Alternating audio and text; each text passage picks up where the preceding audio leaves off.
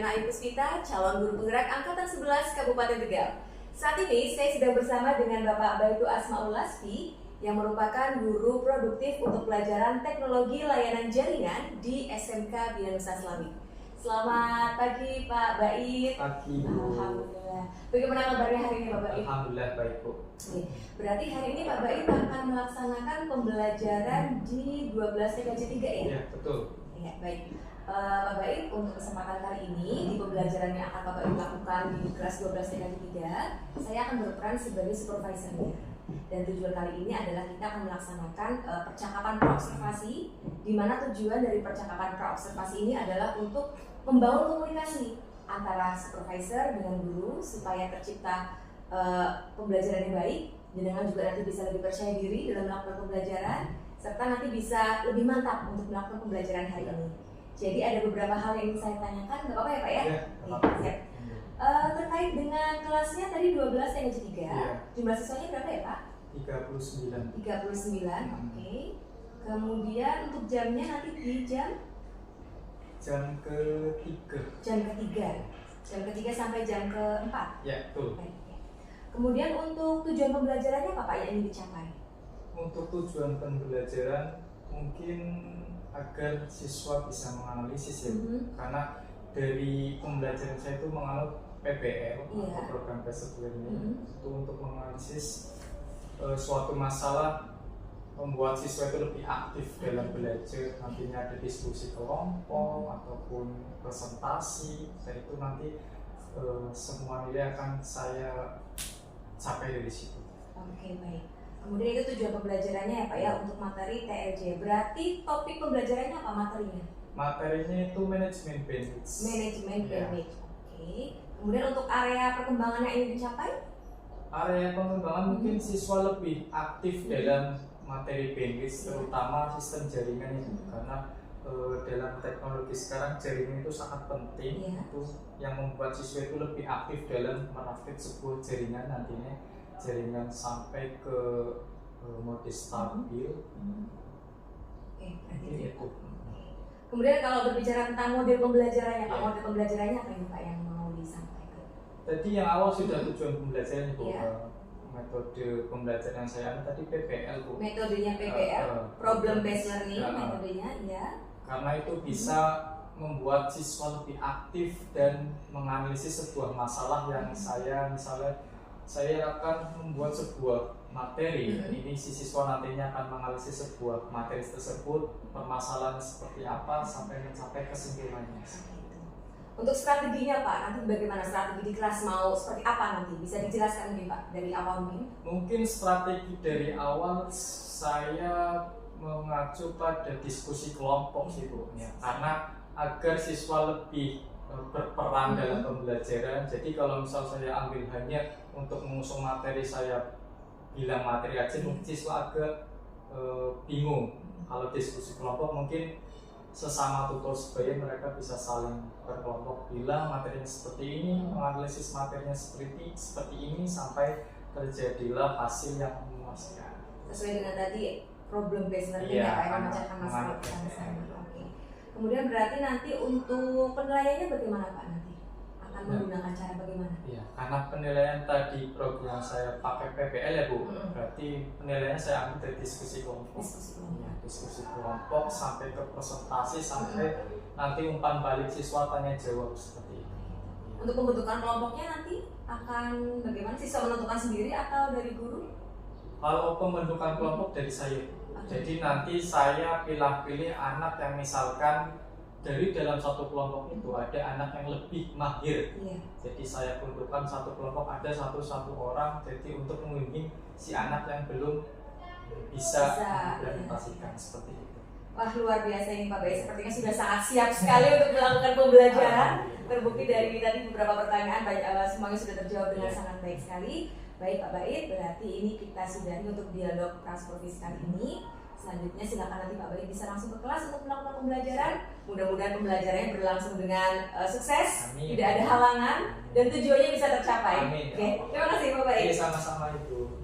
Oke, assalamualaikum warahmatullahi wabarakatuh. Waalaikumsalam. Selamat pagi. Pagi.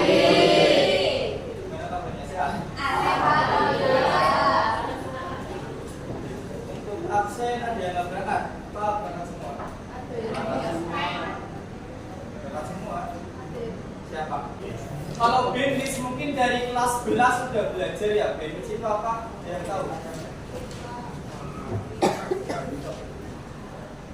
Nah, sebelum kita belajar mengenai BEMIS, nah, dari BEMIS itu ada yang namanya tujuan pembelajaran.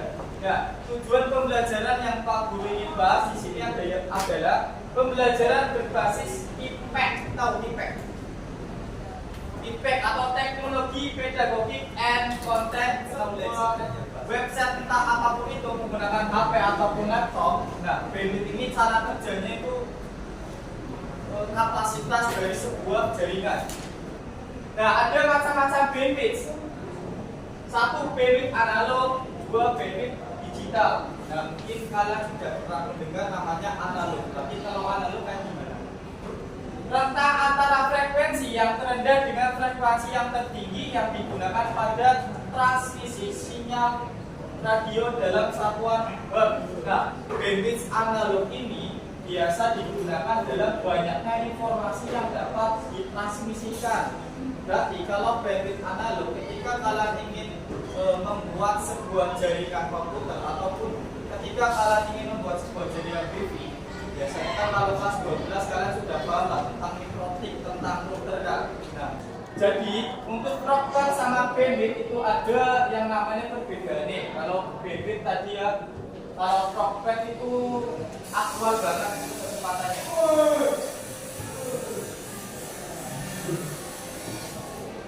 Nah, ini tadi kita udah menjelaskan tentang BEMIS itu apa, Profit itu apa. Nah, ada faktor yang mempengaruhi BEMIS dan Profit. Bisa dibaca itu ya. Yang pertama perangkat jaringan. Nah, sangat penting banget. Kenapa perangkat jaringan? Menghitung BEMIS. Satu, menentukan jumlah BEMIS jaringan yang sudah ada. Cara menghitung BEMIS itu kita tentukan dulu jumlah BEMIS jaringan di saya yang sekarang misal aplikasi ML. Siapa sih yang kenal ML? Mobile Legends. Nah, itu kan yang hebat bukan mainan ML-nya tapi yang buatnya. Ya kan? Jadi ketika kita berpikir seperti itu, kita harus membuat proyek yang bisa buat manfaat orang lain, gitu loh.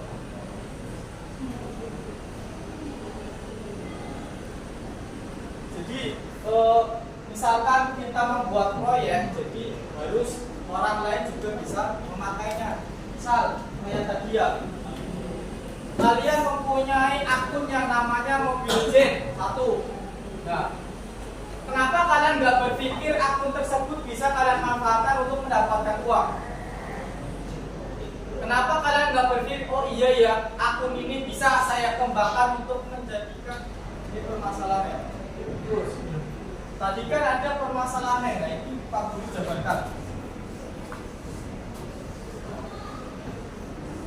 Gambarnya kasih ingat tadi ya.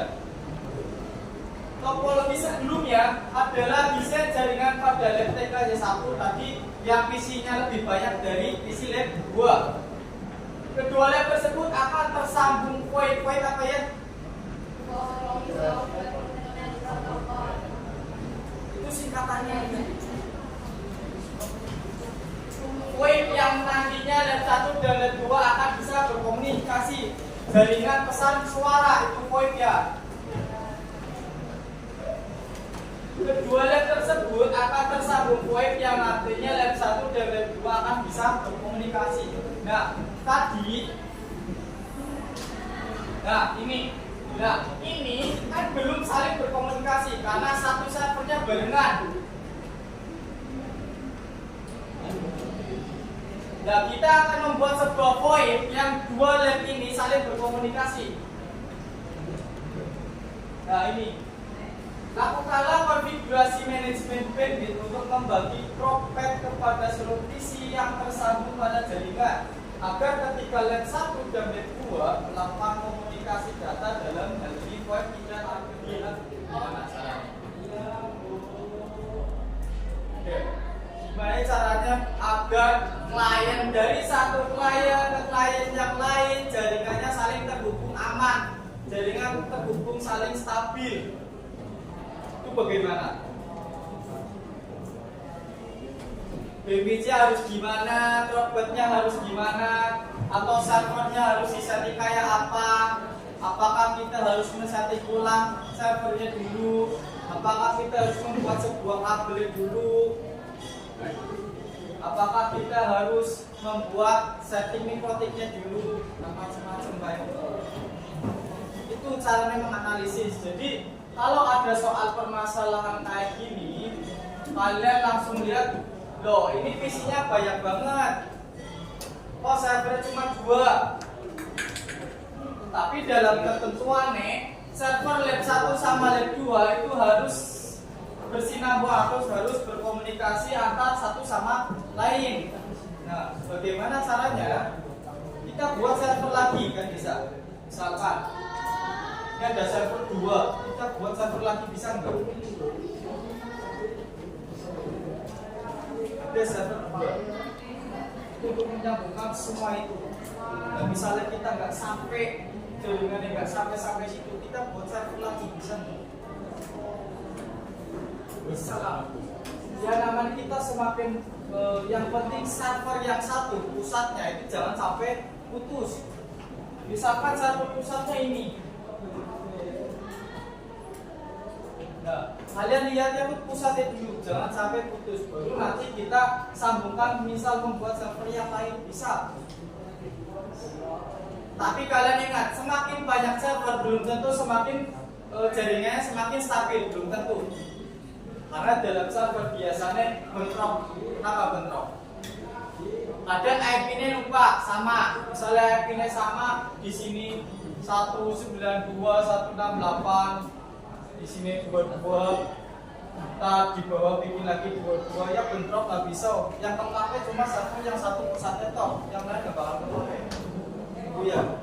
Jadi misal nanti kalian membuat sebuah jaringan, kalian kan membuat jaringan menggunakan misalnya mikrotik ataupun kalian cek dulu kabelnya kayak apa, kalian buat kabel TV-nya seperti apa, kalian buat setting IP-nya kayak apa. Yang paling penting ketika kalian ingin membuat sebuah jaringan, ingat-ingat IP address-nya. Jangan sampai salah. Ini sangat penting. Ketika kalian setting IP address-nya ngawur, apalagi men-setting IP address untuk server ngawur, itu nggak akan jalan. Jadi kalian ingat-ingat IP address-nya. BB juga sama. Kalian ingat-ingat ataupun kalian pahami kecepatan bandwidth-nya itu berapa. Misal kalian ingin membuat sebuah jaringan topologi seperti itu, kecepatan bandwidth kalian pakai cuma 10 Mbps, sampai enggak? Enggak, banyak banget. Lab 1, lab 2, lab 1 aja PC-nya udah lebih dari 10. Lab 2 juga ada. Dan misalnya kalian pakai bandwidth cuma sedikit ya, enggak mungkin nanti arahnya. Server kasihan, itu ledak malah saya. Itu ya, itu bandwidth sama dropband, karena dalam bandwidth sangat berpengaruh pada semua jaringan. Nanti juga ada yang namanya asesmen formatif. Ini contoh, ada soal seperti ini.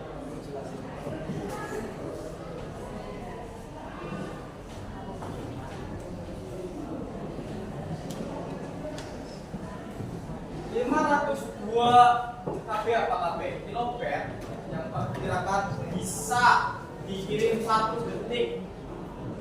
Dalam satuan kilobit bisa dikirim 1 second. Ya, silakan cari berkelompok dulu. 1 kelompok 5 anak.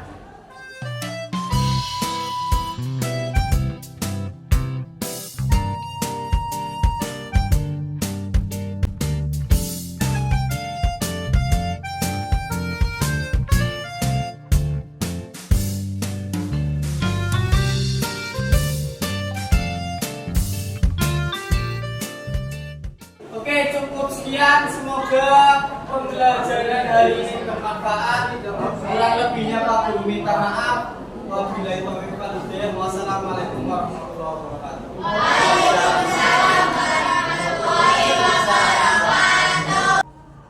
Ya, selamat siang Pak Baik. Siang. Iya, terima kasih sudah meluangkan waktunya untuk hadir di kegiatan kali ini, yaitu kita akan melaksanakan percakapan pasca observasi. Jadi kegiatan percakapan pasca observasi ini Pak Baik digunakan untuk menganalisis kira-kira apa sih yang sudah baik dari pembelajaran yang Pak Baik lakukan, serta kira-kira apa yang bisa ditingkatkan dari pembelajaran yang sudah Pak Baik lakukan. Tapi sebelum saya menyampaikan hasil observasi saya, mungkin Pak Baik bisa sedikit bercerita terlebih dahulu tentang proses pembelajaran yang sudah Pak Baik lakukan. Ya, untuk proses pembelajaran di kelas 12 TKJ 3 itu karena saya kan mengajar teknologi layanan jaringan, khususnya pas materi manajemen bandwidth. Mungkin ada beberapa siswa yang masih kebingungan dengan adanya materi tersebut. Karena karakter siswa kan berbeda ya Bu. Ada yang cepat tanggap langsung dari materi saya, ada yang beberapa biasanya bingung setelah saya jelaskan. Karena ada beberapa siswa yang setelah saya belajar tentang bandwidth itu, mereka tuh bukan malah mengerti, malah kebingungan. Mungkin faktornya ada beberapa sih. Kalau cara mengajar saya mungkin cepat karena karakteristik saya seperti itu, dan cara mengajar saya pun menggunakan proyektor ya Bu. Jadi agar lebih siswa mengetahui cara kerja BIM itu seperti apa, cara kerja lebih spesifik BIM itu seperti apa. Dan alhamdulillahnya ada beberapa siswa yang setelah saya jelaskan itu lebih langsung paham. Nah itu biasanya saya jadikan tutor untuk teman sebayanya. Kadang ada yang siswa yang nggak tahu kan bisa tanya ke siswa. Karena gini, penyesuaian ataupun cara penyampaian guru ke siswa ada yang langsung paham, ada yang enggak. Betul. Jadi kalaupun saya menjelaskan kurang paham pada siswa tersebut, ada tutor sebayanya bisa menjelaskan. Mungkin prosesnya seperti itu sih Bu. Terus sama masalah kondisi ya Bu, kondisi yang dalam kelas. Kan ada kadang saya mengajar itu ada beberapa anak yang mengobrol ataupun tidak memperhatikan. Nah, itu saya membuat sebuah kelompok sih. Kelompok dalam kelas tersebut nantinya ada diskusi cara penyelesaian masalahnya. Setelah itu nanti ada presentasi juga. Karena yang saya ajarkan untuk proses pembelajaran itu berbasis PBS ya, program basic learning. Jadi agar siswa tersebut lebih aktif dalam pembelajarannya. Mungkin seperti itu sih Bu. Ini luar biasa sekali loh Pak Baik sudah berhasil menganalisis apa yang terjadi selama proses pembelajaran yang Pak Baik lakukan. Nah kalau analisis dengan tadi kita kaitkan nih Pak dengan tujuan pembelajaran yang tadinya mau Pak Baik raih. Sekarang kita flashback dulu Pak, tujuan pembelajarannya apa tuh ya Pak ya? Tujuan plan belajarnya itu agar siswa lebih mengerti apa itu mengenai bandwidth, terus cara kerja bandwidth itu seperti apa. Karena dalam internet kan berpengaruh sekali yang namanya bandwidth ya Bu. Semakin kapasitas bandwidth itu semakin besar, internet pun akan semakin kencang. Berarti penting banget ya Pak untuk supaya siswa tahu manajemen bandwidth yang baik itu bagaimana. Karena untuk di zaman sekarang teknologi pun semakin maju sih ya Bu. Kalau nggak ada yang namanya wifi ataupun internet, nah itu terkendala, apalagi untuk sistem pembelajaran saya kan menggunakan konsep pembelajaran berbasis PPN itu. Jadi bisa mengenai tentang bandwidth itu siswa tahu bandwidthnya kayak apa sih agar internet lebih kencang. Iya. Nah berarti nih Pak, kalau dikaitkan dengan pembelajaran yang dengan tadi, tujuan tadi itu tercapai nggak Pak menurut jenengan? Alhamdulillah sih tercapai ya, karena beberapa siswa ada yang mengetahui cara kerja bandwidth-nya, terus juga cara misalkan bandwidth bisa dikaitkan sama settingan internet juga sih Bu. Jadi setelah praktek ataupun diskusi, si siswa bisa memecahkan masalah tersebut dan dipresentasikan di depannya seperti itu. Luar biasa. Ini berarti berkaitan juga dengan area pengembangan yang hendak Pak Baik raih ya. Karena tadi berdasarkan obrolan kita pasca observasi, Pak Baik sempat menyebutkan bahwa area pengembangan yang hendak dicapai itu adalah keaktifan siswa. Berarti apakah ini berarti pembelajarannya dengan sudah masuk ke area pengembangan tadi? Sudah. Sudah ya Pak. Indikatornya apa Pak? Kalau indikator mungkin ya itu tadi Bu, balik lagi karena PBL ya Bu. Saya menuntut siswa itu lebih aktif dalam pembelajaran. Iya. Jadi setelah saya menyampaikan materi, ada beberapa opini dari siswa dalam arti feedback ya Bu. Setelah saya jelaskan, siswa ada yang bertanya, nanti saya jawab lagi. Iya. Mungkin dalam indikator siswa lebih diperuntukkan ke keaktifan itu sih, aktifan siswanya dalam pembelajaran. Nah ini saya setuju sekali dengan analisisnya Pak Baik, bahwa tadi Pak Baik menyampaikan tujuan pembelajarannya sudah tercapai, Iya. area yang mau dikembangkan juga sudah dicapai juga. Dan hasil analisis saya juga menyampaikan hal yang sama Pak Baik, izin ya untuk menyampaikan Iya, hasil observasi saya di pembelajaran jenengan. Di sini saya mencatat ada beberapa hal, ada beberapa aspek yang muncul seperti keaktifan siswa, itu betul sekali Pak sudah muncul, tadi terbukti dari proses diskusi kelompok siswa tampak aktif bertanya, itu luar biasa sekali Pak. Kemudian ada diskusi kelompoknya juga muncul, kemudian dari presentasinya juga ada, dan poin kerjasamanya juga tampak tadi di pembelajarannya Pak Baik. Ini luar biasa sekali loh Pak Baik, sesuai dengan rencana yang sudah Pak Baik konsepkan di awal gitu. Lalu saya pengen tanya Pak, kalau kaitannya dengan ini gimana? Umpan balik siswa, apakah itu ada di pembelajaran yang Pak Baik lakukan? Ada sih Bu. Iya. Kalau yang namanya umpan balik kan saya biasanya walaupun menggunakan PBL, kadang saya juga PJBL juga sih Bu. Nah, dalam umpan balik itu saya membuat sebuah LKPI. LKPI kan lembaga pendidik ya. Nah, setelah itu nanti siswa menganalisis itu, nanti kita saling feedback lah. Misalkan cara mengajar saya kayak gini, nanti siswa juga merasponnya. Terus terakhir pembelajaran kan ada yang namanya refleksi ya. Nah, setelah pembelajaran saya mengirimkan Google Form itu, terus siswa umpan baliknya gimana sih hasil pembelajaran hari ini, apakah menyenangkan, apakah pembelajaran ini bisa bermanfaat untuk kalian. Nah, itu nanti umpan balik dari siswa dari situ. Oke, berarti sudah ada umpan baliknya ya Pak ya, yang berkaitan dengan pembelajaran yang Bapak lakukan. Iya. Karena penting sekali ya Pak ya untuk bisa mengetahui dari siswa.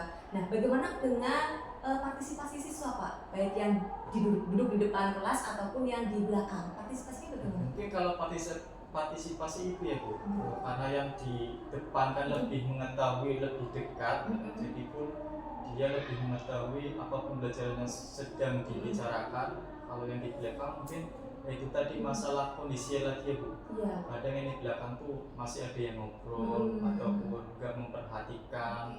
Itu makanya sering sekali di kelas 12 itu saya lakukan untuk diskusi itu tadi, agar yang di belakang itu masih bisa bergabung sama yang lain agar lebih aktif dalam berkelompok. Kemudian strategi apa atau cara lain apa yang Pak Baik lakukan untuk mengatasi masalah tersebut selain melakukan diskusi? Karena kan tidak mungkin setiap pembelajaran selalu ada diskusi Pak. Itu cara yang dilakukan Pak Baik apa mungkin? Kadang saya di pertengahan ataupun menjelang akhir ada SBK namanya. Ada speaking. Ya, SBK itu untuk siswa yang kurang aktif ataupun kurang memahami. Nah, di situ nanti kita bikin SBK, entah itu modelnya seperti apa agar siswa tersebut juga ikut aktif. Biasanya karena kelamaan materi siswa tersebut agak jenuh ataupun apa ya Bu. Nah, dengan dilakukannya SBK itu nanti siswa akan lebih aktif lagi. Nah, SBK-nya itu pun berbau tentang materi tersebut yang saya ajarkan. Jadi siswa lebih aktif juga sih. Apakah itu cukup berhasil Pak untuk mengatasi gap antara partisipasi siswa antara yang di depan sama yang di belakang? Apakah cukup berhasil? Cukup sih Bu, karena siswa itu lebih tertarik dengan pembelajaran kita tuh yang lebih inovatif itu. Nah, misalkan pembelajaran hanya kita ceramah aja mungkin kan siswa lebih jenuh. Nah, jadi saya menerapkan itu siswa lebih aktif lagi. Kalau begitu dengan kendalanya Pak, kendala apa yang Bapak alami saat belajar? Kalau masalah kendala itu tadi sih kayak misalnya lebih susah mengatur karakter siswa yang berbeda-beda. Iya. Di kelas saya lebih sering mengatur siswa yang kadang bukan bahasanya bukan membelot sih, yang nggak memperhatikan pelajaran saya itu lebih susah karena ada siswa yang udah diatur sana sini tetap aja kayak gitu terus. Nah, itu cara kondisiin saja sih Bu. Mungkin pengkondisian itu saja, sama mungkin kendalanya ada beberapa siswa yang lebih lemot ke dalam pembelajaran itu. Mungkin itu sih. Nanti kendalanya tadi antara pengondisian di kelas, pengondisian siswa. Iya. Dan nanti langkah yang akan Pak Bait lakukan adalah Ya mungkin kayak gitu lagi sih, balik lagi ke misalkan lebih inovatif lagi dalam pembelajaran, kayak tadi ada speaking lah, ada misalkan tampilan di layar kita pembelajarannya lebih bagus lagi, mungkin siswa lebih aktif dari situnya sih. lalu bagaimana Pak Bait bisa mendapat inspirasi tentang speaking, tentang tadi yang Pak Bait sampaikan tentang inovasi. Dari mana Pak Bait bisa mendapatkan semua itu Pak? Kita kan punya guru, kan ada PMN ya Bu. Ada PMN. Nah, itu kadang sering saya searching tentang mengenai pembelajaran yang lebih bagus lagi, lebih aktif lagi, ataupun kita punya YouTube sih Bu. Iya. Kita bisa searching di situ, kita bisa buat pembelajaran juga. Karena pada dasarnya guru juga kan belajar juga ya Bu. Sebelum kita mengajarkan, gimana konsepnya ketika kita ingin mengajarkan siswa, terus siswa lebih aktif lagi. Luar biasa. Gitu. Berarti ini dari Pak Baitnya sudah ada rencana untuk lebih mengembangkan diri dengan lebih aktif mencari referensi di YouTube, ini Pak, sama ikut mungkin komunitas. Ada komunitas di sini Pak? Kalau komunitas mungkin masih sama MDMP sih ya. Sama di sekolah juga ada beberapa guru, mungkin itu sih. Itu juga saya masuk ke komunitas yang di Kabupaten Tegal itu ada komunitas misalnya guru-guru tentang materi TLC gitu. Ada komunitasnya Pak. Pak Bait berperan di situ. Luar biasa. Dan itu ngefek sekali ya untuk pembelajaran. Karena kita bisa sharing satu sama lain sama guru, apa sih yang kurang pembelajaran ini, apa sih yang harus dikembangkan pembelajaran ini, mungkin kayak gitu. Luar biasa. Oke, berarti Pak Bait sudah bisa menganalisis permasalahannya di pembelajaran apa. Pak Bait juga sudah berhasil untuk menemukan solusinya. Berarti tinggal nanti tanggung jawabnya ya Pak, dalam artian memang harus dilakukan ya untuk tindak lanjutnya. Oke, kemudian Pak Bait kalau untuk kedepannya, untuk pembelajarannya misalnya, area pengembangan apa lagi yang akan Pak Bait kembangkan ketika pembelajaran selain keaktifan siswa misalnya? Kalau area mungkin pengembangannya lebih ke sayanya sih mungkin. Lebih ke gimana? Bisa dijelaskan lebih lanjut? Iya, mungkin karena kita tuh punya inovasi yang baru-baru ya. Saya pengen tuh mengembangkan inovasi yang agar siswa tuh lebih mengena dalam pembelajaran, tidak serta-merta saya hanya ceramah gitu aja. Jadi inovasi saya tuh pengen membuat kayak apa sih ya, pembelajarannya lebih aktif lagi mungkin. Ya kayak tadi sih misalnya kayak membuat aplikasi ataupun kita tampilkan pembelajaran di proyektor yang bagus agar siswa itu lebih mengena. Itu sih. Itu yang kaitannya dengan Pak Bait ya. Kalau kaitannya dengan siswa Pak, apa yang ingin Bapak kembangkan di pertemuan selanjutnya? Kalau di siswa mungkin hampir sama, cuma kalau siswa kan beda-beda sih Bu. Ada yang saling cepat tangkap, ada yang lama tangkap. Jadi kembali kalau inovasi mungkin kita bikin pembelajaran yang kayak gitu sih lebih yang sesuai dengan kebutuhan siswa. Karena saya kan menganut diferensi ya Bu. Diferensiasi, oh luar biasa. Berarti ada rencana untuk melakukan pembelajaran berdiferensiasi ya Pak ya pada siswa. Oke, Pak Bait, luar biasa sekali obrolan kita hari ini. Berarti bisa saya simpulkan bahwa untuk pelaksanaan pembelajaran yang Pak Bait lakukan tujuannya sudah tercapai, area pengembangannya juga sudah. Kemudian untuk hal-hal lainnya seperti misalkan tindak lanjut yang Pak Bait lakukan tadi adalah untuk ikut lebih aktif di berbagai macam kegiatan seperti komunitas belajar, kemudian juga MGMP dan juga lebih rajin untuk mengikuti mencari referensi di YouTube ya Pak ya, luar biasa. Oke Pak Bait, demikianlah untuk obrolan kita hari ini. Tapi sebelum saya akhiri, saya ingin bertanya dulu ke Pak Bait untuk terakhir kalinya, bagaimana perasaan Pak Bait setelah kita melakukan percakapan kali ini? Menurut percakapan karena pasca frustasi ya, itu membuat saya itu lebih merefleksikan diri, apa kekurangan saya, apa yang harus saya lakukan nanti buat pembelajaran selanjutnya. Jadi mungkin kalau obrolan kayak gini lebih introspeksi diri saya sendiri sih Bu. Jadi itu berdampak pada dirinya? Iya, berdampak banget. Karena apa yang saya selama ini ajarkan masih ada yang kurang ataukah masih belum nyampe ke anak. Jadi setelah ini nanti bisa saya kembangkan lagi, introspeksi lagi apa yang kurang dari saya. Oke, luar biasa Pak Bait. Senang sekali bisa ngobrol sama Pak Bait. Mudah-mudahan nanti pembelajaran selanjutnya bisa jauh lebih baik lagi dan lebih baik lagi. Oke, terima kasih Pak Bait. Selamat melanjutkan aktivitas.